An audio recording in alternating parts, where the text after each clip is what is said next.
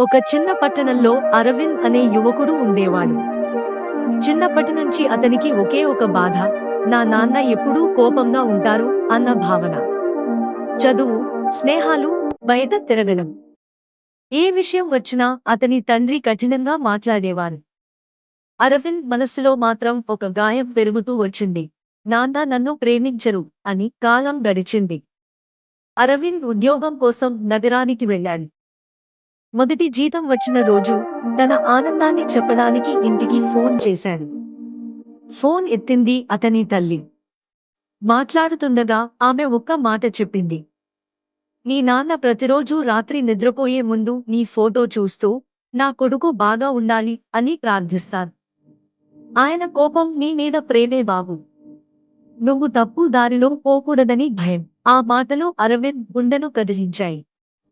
చిన్నప్పటి సంఘటనలు ఒక్కొక్కటిగా గుర్తుకు వచ్చాయి. తన చదువు కోసం నాన్న చేసిన కష్టాలు, తన కోసం వదిలేసిన వారి స్వప్నాలు. ఆయన కోపం వెనుక దాగి ఉన్నది ప్రేమ, బాధ్యత, భయం అని అర్థమైంది. తరువాతి వారాంతంలో అరవింద్ ఇంటికి వెళ్ళాడు. తండ్రి మామూలుగా కఠినంగా ఎందుకు వచ్చావు అని అడిగారు.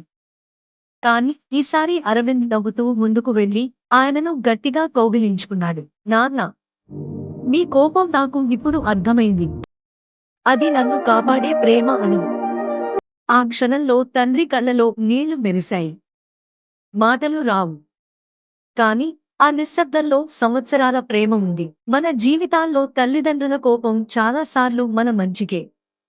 అది గుర్తించేసరికి ఆలస్యం కాకుండా వారి ప్రేమను అర్థం చేసుకుని తిరిగి వారిని ప్రేమిద్దాం.